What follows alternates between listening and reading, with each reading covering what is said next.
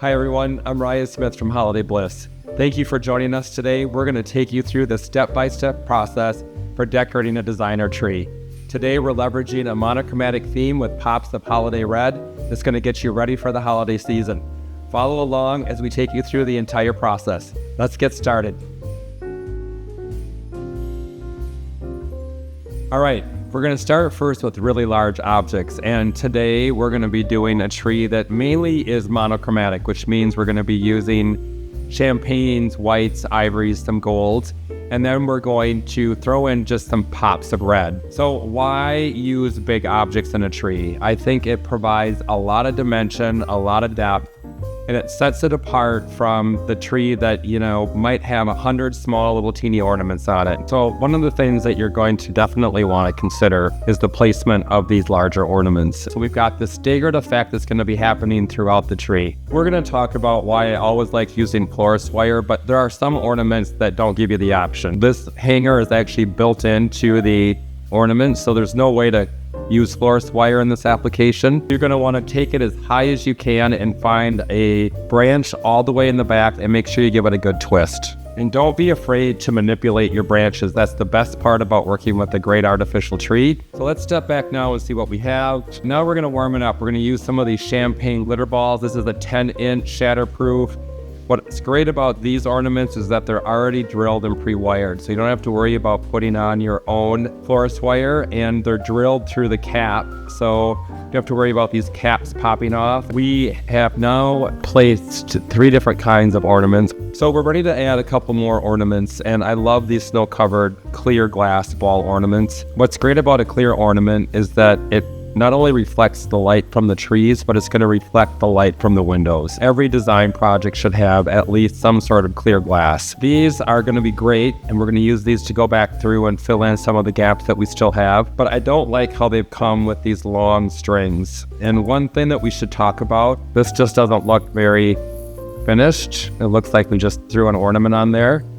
We want it to hang like that. So the best way to do that is to actually cut off this hanger hook. You just take this florist wire through the loop of the ornament, give it one twist. That's all you need, right? And look at the difference when we hang an ornament with florist wire right off the branch. Looks so much better. And so we're gonna go ahead and do that with all of our ornaments that come with either a hanging ribbon or a hanging piece of string.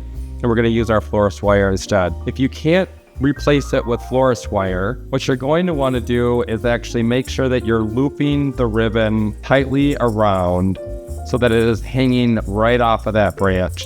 Don't be afraid to layer these in there. You'll notice I don't have all of these at the same depth in the tree. That's exactly what we want to do with the filler balls, so that it's creating this dimension, especially the sparkly glitter balls as well as these clear balls reflect a lot of the light. We've now finished with all of our filler balls, our filler ornaments. We're ready for the next phase of our decorating here, and that's going to be the ribbon. Let's talk a little bit about ribbon. Make sure that you're buying wired ribbon.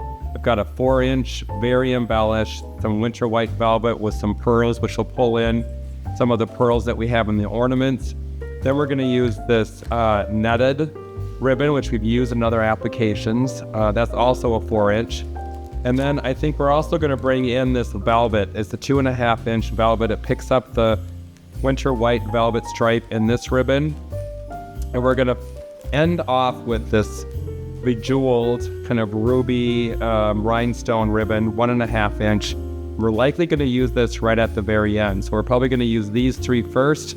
We'll come up at the very end when we add our red accent, and we'll use this ribbon to tie it all together. So we're starting at the top, and we're gonna leave about 6 inches, and we're gonna just come down here, and we're gonna make just a pinch, just like this, right? And what I've done is I've created our fishtail cut at the end for a nice finished look. If you don't like the fishtail, the zigzag, you can cut on the diagonal as well. That also creates a really nice finished look. You want to make sure that you're doing, a cut to just finish it off. We're going to pinch it right here, and then essentially we use the tree to connect that ribbon into place, and we billow it all the way through. First of all, I want to point out we're going to off-center a little bit, right? Just like we've talked about in all of our design, we don't want things to be in straight rows, either vertically or horizontally. So since we've started over there a little bit higher, we're going to now come over here and we're going to find the 2 pieces of PVC, right? So, these are what we're talking about when we say PVC of the actual tree branch. And we're going to go in a little bit. Like I want to go in pretty deep. You're going to take that and you're going to just twist 1 or 2 times around that ribbon and then pull it around to the front so you can see all the embellishment. And we're just going to give it a nice little billow. What you don't want is to come down and attach your ribbon with this real straight kind of taut look. You want to create a much more natural look. Now I sometimes just use the back of your hand to create the natural billow. And we're going to come down, we're going to find 2 more pieces of tree, and we're going to do the same thing that we did up top, and we're going to pinch. And we have enough to probably do 1 more small little loop right here. We're going to find another branch, we're going to twist, and there we are. So you can start to see now we've got these flows of ribbon. 1 up there, 1 here. Next one is going to happen right here, and we're going to come down throughout the tree here. Let's talk a little bit about how to create the fishtail ending on a piece of ribbon. Fold the ribbon on the long end. So this is where the fold is, right in the middle of that velvet stripe there. You're going to hold it like this, and then find yourself a good pair of sharp scissors. Open it up, and you've got a really nice fishtail cut, which is exactly what we want to do anytime you're cutting ribbon, either at the top or the bottom. You want to make sure that you have a nice finished edge as we continue on throughout the tree. Let's add this last piece of ribbon to the tree, and then we're going to move on to our next type of ribbon. We are now to the point where we're going to start applying the 2nd and 3rd type of ribbon. But look at how perfectly this coordinates with the winter white. We're going to apply this a little bit differently. We're actually going to create double loops with long tails, and we're going to probably create about 11 of those for a 12-foot tree. If we were doing a 9-foot tree, we'd probably do 7 to 9, and on a 7.5-foot tree, we'd probably target about 7 of them. Leave enough ribbon for a really generous tail. We're going to pinch it, and we're going to tip it over. And I'll do this a couple times so that we can zoom in on it. And then we're going to create 1 loop like this. You can see that we've got the 2.5 inch on top of the weaved or the webbed ribbon. We're going to pinch in the same place as we did for the tail, and we're going to twist. So now we've got 2 loops. Make sure that they're the same size, and the best way to do that is to kind of connect like this. We're actually going to take it to the tree, and we're going to use the tree branches to connect and keep all of this in place. And again, we're going to use the same concept of zigzag. We don't want anything in vertical or horizontal lines. We've got 1 here, so I think what we should do is probably come down and put the next one right over here. We're going to connect the 2 and give it a double twist, just like that. That's in the tree now. And then we're going to flush those loops. The top part here, which I've already done our fishtail edges on, we'll cut it off once we figure out how long we want it, and be generous. There's no need to, cut it off way up here, because we really want to create, a very flowing look. So we're starting to now fill in some of these other spaces with 2 different kinds of ribbon. We're going to go ahead and go throughout the whole entire tree. Again, I'm guessing we're going to need about 11 of these. So we'll probably need 3 rolls of each of this ribbon. This is a 10-yard roll, so I'm guessing we'll need, probably 30 yards of the winter white and 30 yards of our champagne mesh. What are we supposed to do with these little pieces of ribbon that are left over? Should we just throw them away? Do not throw them away.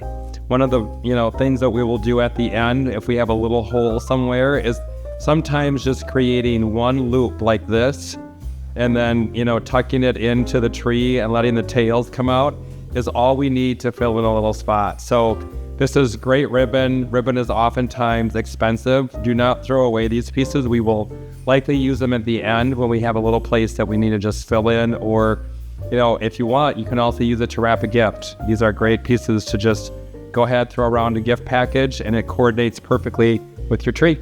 All right, so we're ready for the next step in the process, which is to create our topper. The topper is really going to be a mix of 5 or 6 different types of stems. We use anywhere from 5 to 9 pieces per stem to create the bouquet at the top of the tree. You'll want to probably scale that back depending on the size of your tree. I'm decorating a 12-foot tree today, so I'm using about 9 pieces per stem. If you're decorating a 7.5-foot or 9-foot tree, maybe start with 5 to 7 pieces per stem. We're going to go up to the top. We're going to pretend that we're arranging a vase of flowers. Let's have some fun. We'll take a look at it when we're all done. All right, so we got the white branches in up there. We ended up using about 8 of those. We're now going to move to this branch, and I love this branch because it still has a lot of good structure, but also has a little bit of movement. And the acrylic beading on the end is perfect. We're likely, once we get a little further along, going to also add these into the tree. You'll see how great they look just cascading down, but we always want to use one of the elements from the topper in the tree just to pull it all together. So we're going to go up there, put this in, and then we're going to keep the process going.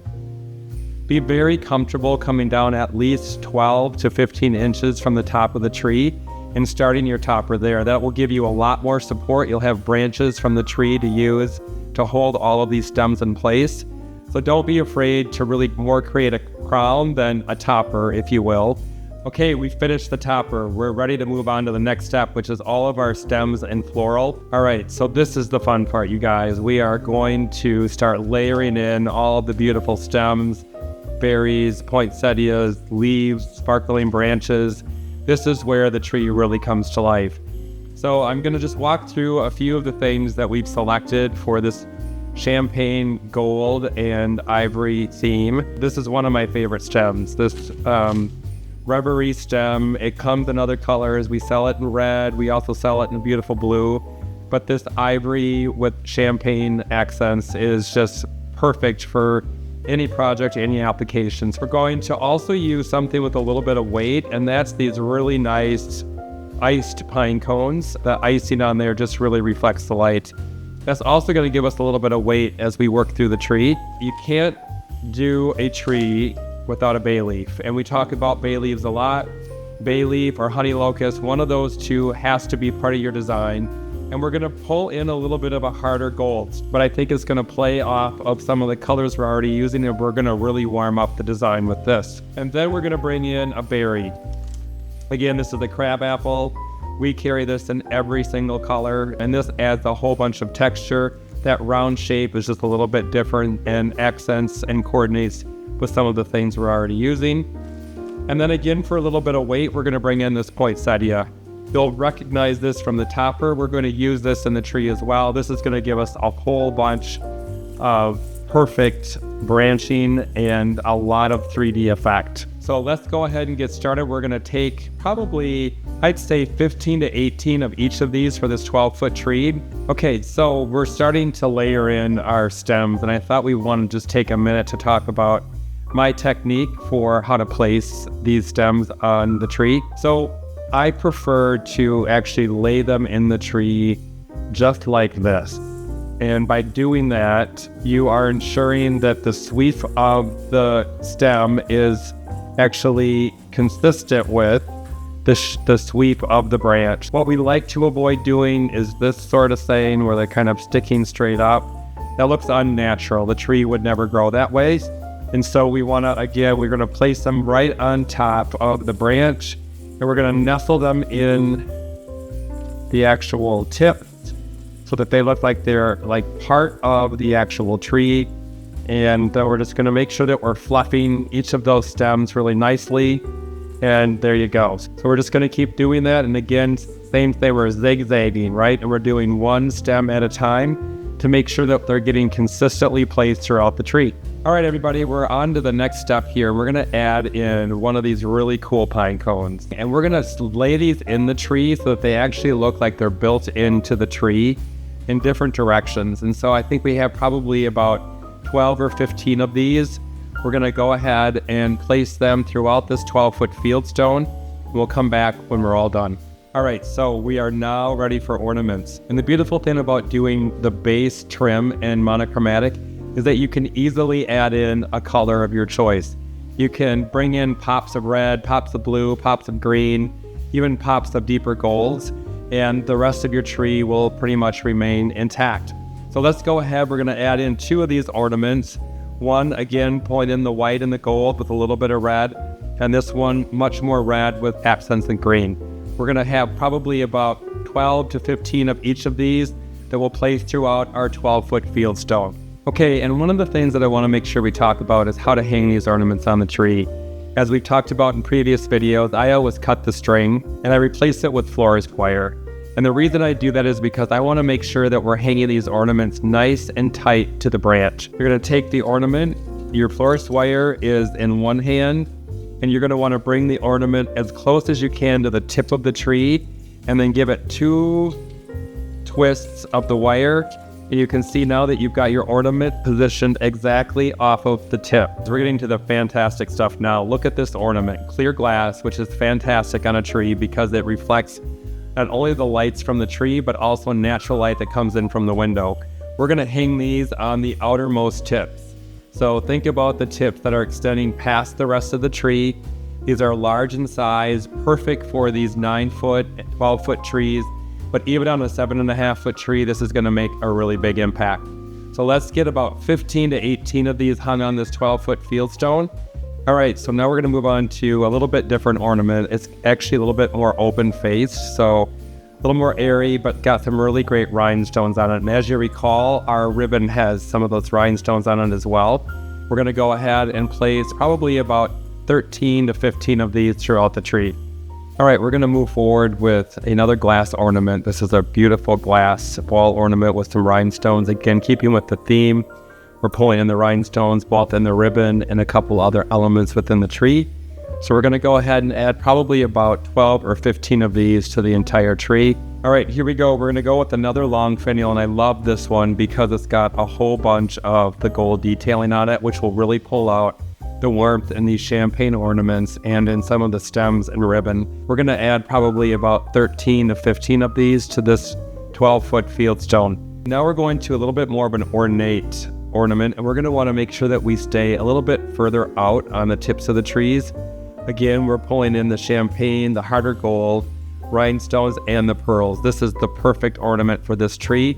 We're going to apply probably about 18 to 20 of these. So this is a great ornament, mirrored gold star. This will be perfect on the outer branches of this tree. We're going to apply probably 15 of these. And from there, we're going to really kind of get to the home stretch here. We're going to add 1 or 2 more types of stem, and then we're going to move on to the danglers. We're going to also end the tree with some 1.5-inch ribbon, just to pull in that ruby red accent. Let's get after it.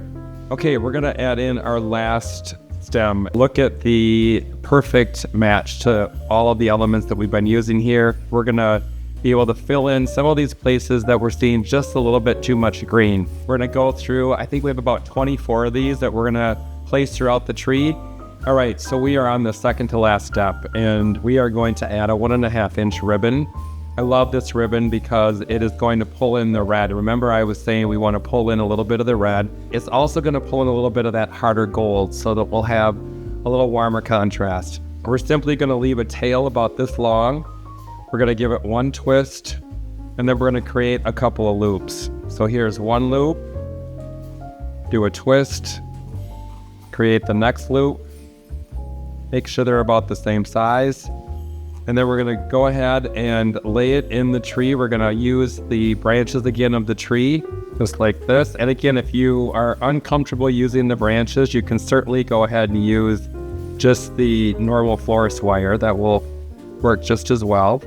And then we're gonna go ahead and give this a little bend. You don't want this to be straight on. Just let it kind of wrap around.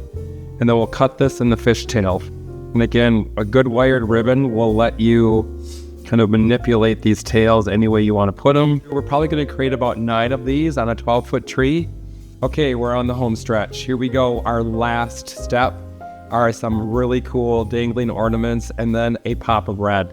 So remember, we talked a little bit about the fact that the base of this tree is pretty much monochromatic, and we wanted to bring in just a little bit of holiday red. You've got a small red ornament that will just dot throughout the tree. I've got a beautiful icicle ornament, and then we've got a red icicle ornament. So we're going to take these throughout the whole tree. I'd say I have about 24 of these red icicle ornaments, probably 18 15 to 18 of these smaller balls, and we probably have about 24 of these, more jeweled or encrusted icicle ornaments. Thank you all so much for joining us today. We hope that you enjoyed watching this video, and we hope that you find some inspiration as you create your own beautiful Christmas tree this holiday season. For information on all the products we use today, please check the bio below, or you can always follow us online at holiday-bliss.com. We wish you and your family a very happy holiday season. Happy decorating.